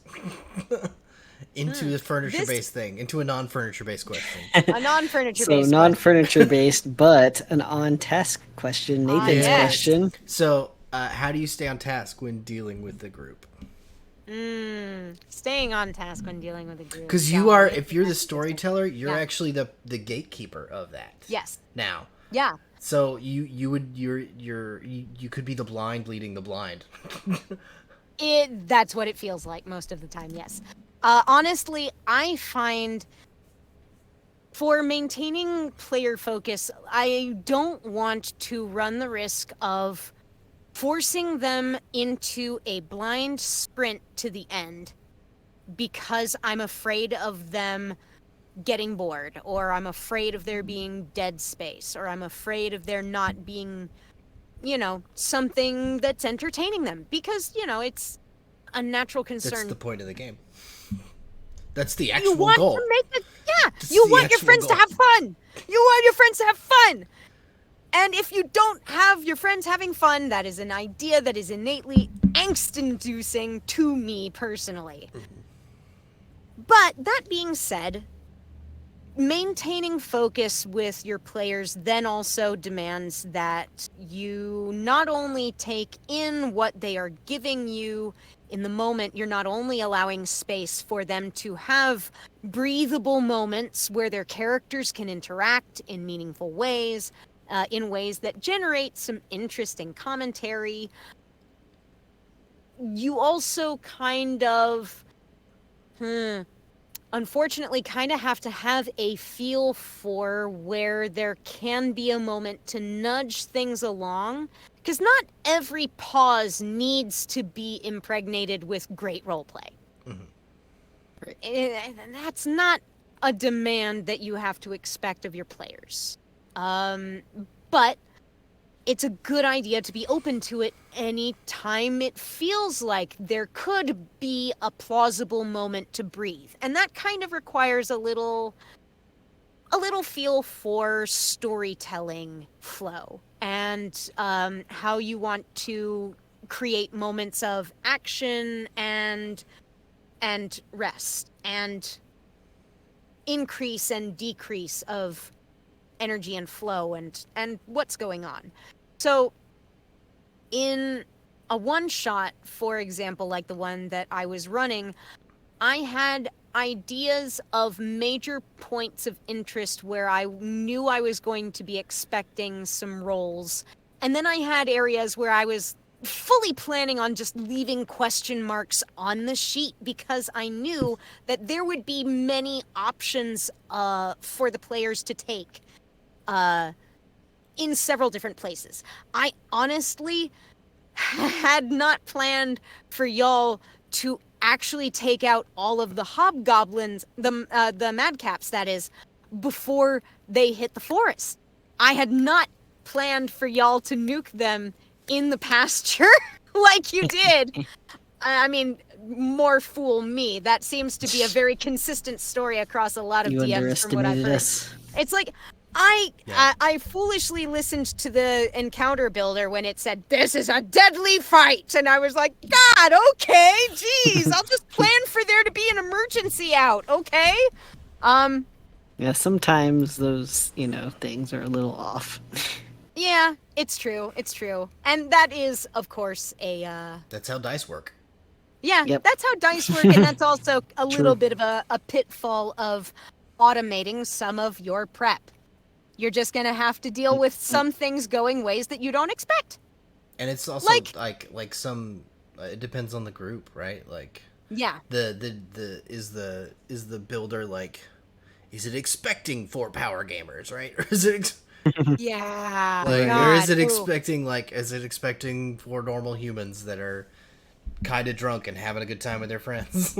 Yeah. Yeah, definitely. Which one? Because these two groups are not the same. No, that's Right. true. That's true.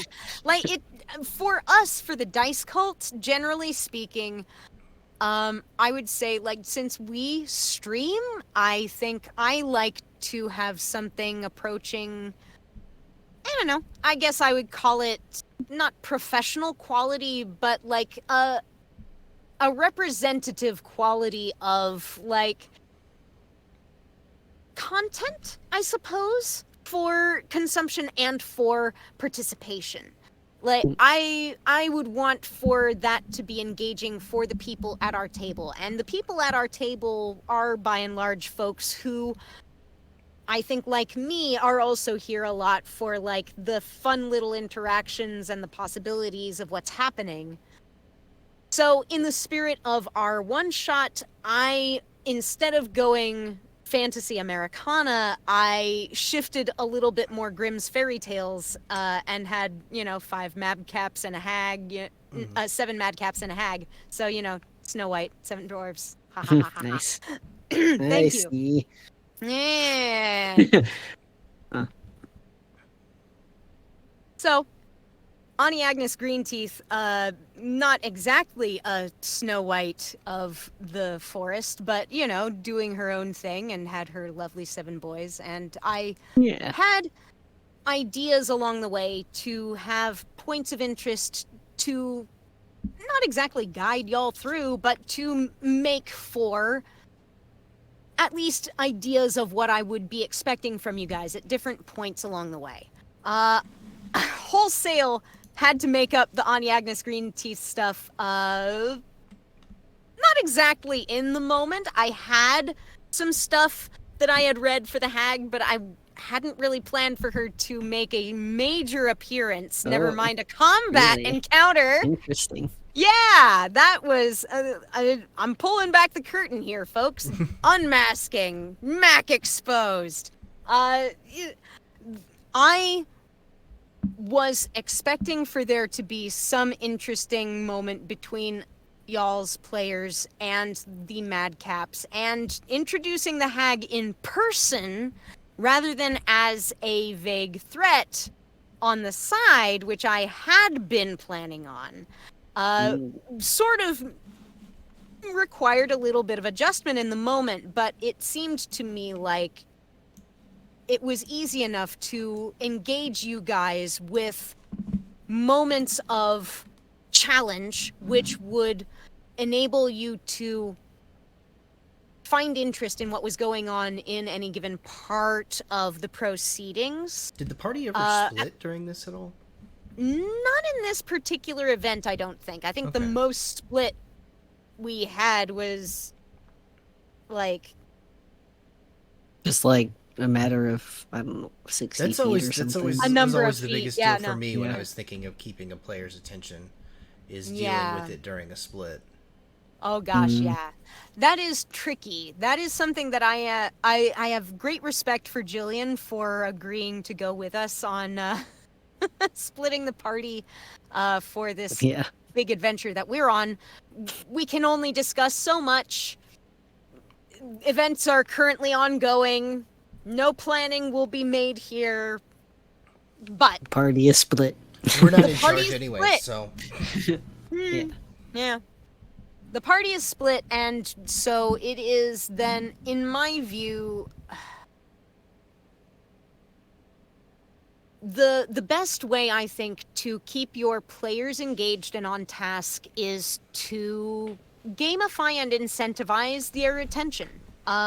It helps, I think, when you've got one person taking notes who is dedicated to doing that task, because that can then free up other folks to then take notes if they want to, but they can also focus more intently on what's going on at the table, and specifically on what they're hoping to do within any given moment in game. I think then it's the DM's opportunity to find moments that have been set up in play between the players, especially as part of long form settings like this, to allow the players space to try things and attempt solutions to stuff from different angles, especially now having space between the player characters, which was not present before and which may allow for conversations to be had, which might not be had when everybody is present all together. Like, social things like that are Secrets. it's all worth considering. But then again, it's also worth considering, like, is your party at your table that you DM going to want that type of experience? Is that the general experience that they're going for each week, or are they power gamers? Are they looking for a big bad boss to fight every single session? It's a very valid way to play, but it is not going to be every single table's cup of tea, nor every single DM's specialty. I don't know. Keeping player attention and keeping players on task is maybe a little something that I don't think I can perhaps advise on directly, insofar as, like, I have had to get very good at herding the kittens of my own mind over the course of my life, and I'm only so good at that. Then I must herd the kittens of an entire player character party full of misfits, both fictional and real. And then it's just... it's a struggle, but it's fun. It's something that I think ADHD folks benefit from gamifying, from making interesting, from finding challenges and solutions, both innately and collaboratively. Speaking of groups, so how do you prep differently for a D&D game in person rather than playing an online game? I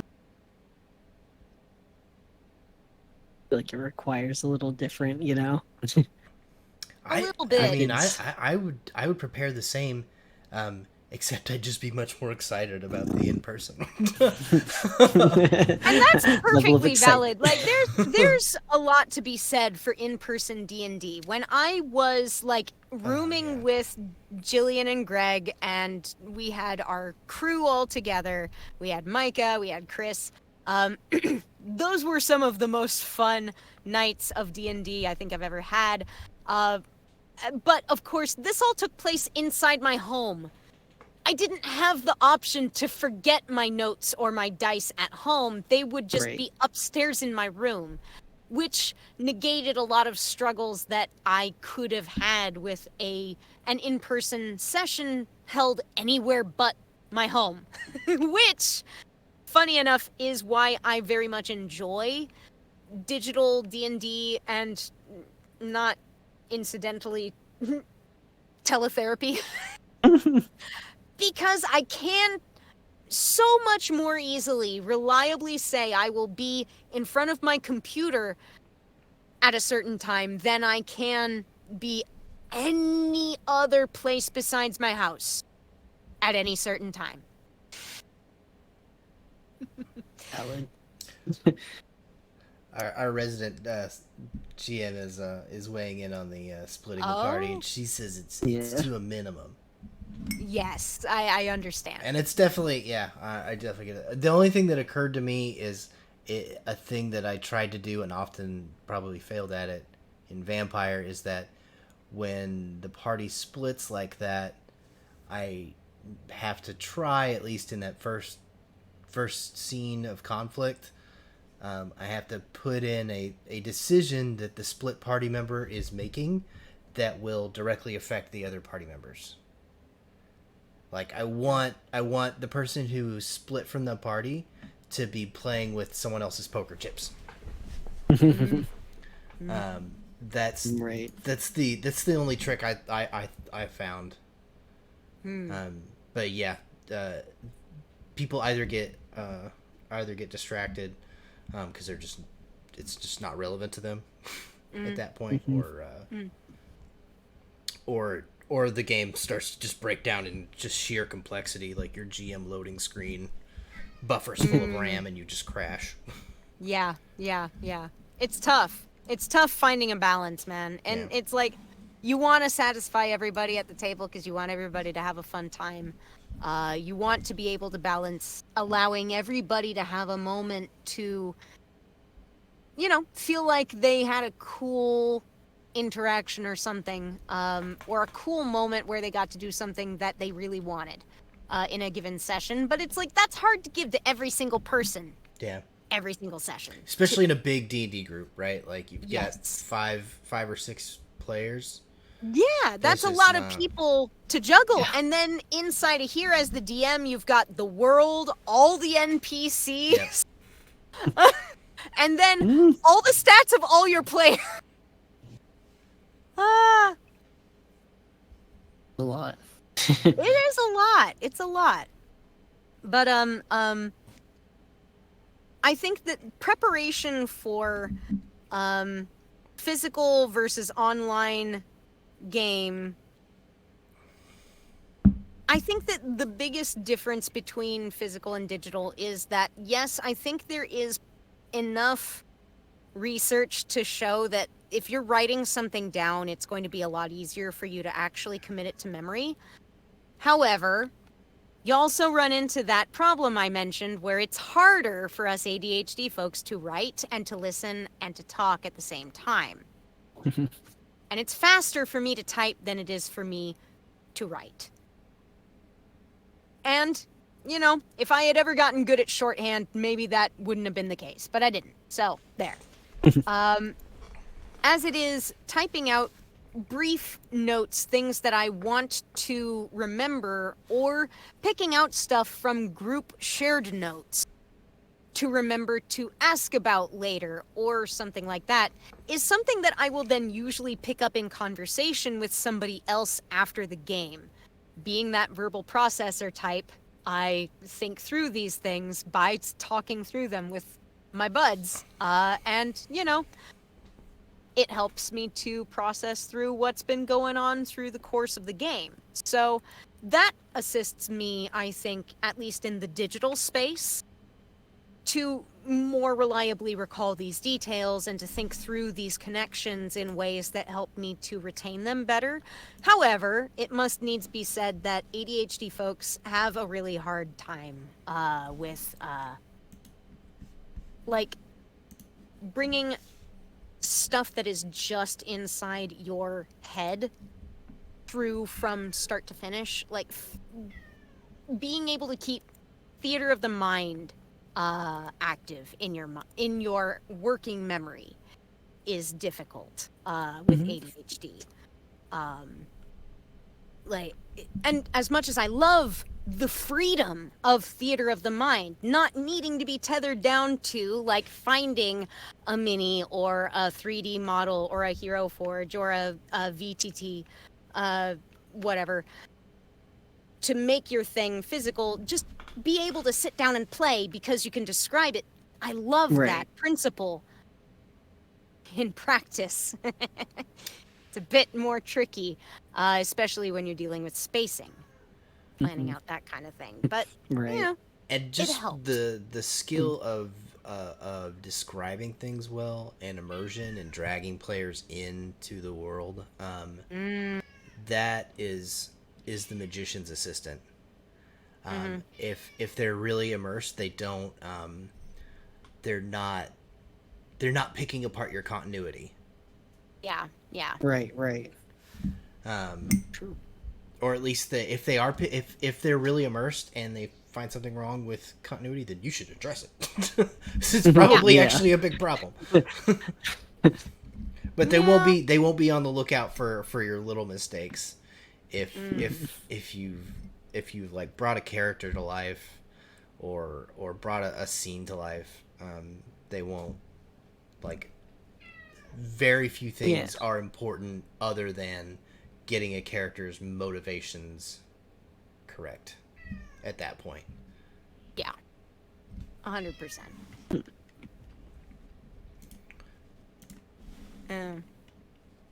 Honestly, Cool. like, I could keep talking about ADHD and D&D and nerd shit for hours and hours on end, but it is getting a little late. We are pushing towards our usual wrap-up time. Any final points from either of y'all to send us off for the evening? This was I super don't- fun. Yeah. It's been I never talk about this stuff with anybody. Whoa. Isn't that the thing? Yeah. Like, And now I'm just broadcasting it on the internet. you know, You know, but like my to dude, send like, it into the void. Yeah. why not? Neurodivergent folks, I think, find that to be a consistent experience. Like, we think that we're just weird. Like, we're just struggling with this thing because, like, it's a failing of ours. And we're just not trying hard enough. Then we get to talking with each other and we're like, oh, Wait a no, minute. wait. You too? Wait a Shared second. Wait. experience? And suddenly we have a community. Welcome to the tribe. We have spoons and jackets. But this has been great. We could probably do another roundtable like this sometime, I suppose. If any of y'all are active on our Discord channel and you want to throw us some questions for some future event, be it about ADHD and D&D or just about D&D in general, preparation for it, playing it, running it, and other games besides D&D. Throw us some questions, by all means. You can also find us on Facebook, on Twitter, on Instagram, a couple other places. I've linked a couple videos in the Twitch chat. Those are from Ginny D. Those are about ADHD, playing D&D with it, running D&D with it. Those are interesting if you want to have a look at those. She's got some good links to resources in her descriptions, so check those out too. Thank you guys so much for joining us. Thank you, Greg and Nathan, for joining me for this little informal roundtable. Thank all you cultists for watching us tonight, and I hope you enjoy. Please join us again next week when we resume our usually scheduled Backs of Gods chaos. Good night, everybody. Thank you for joining us, and good night. Good night.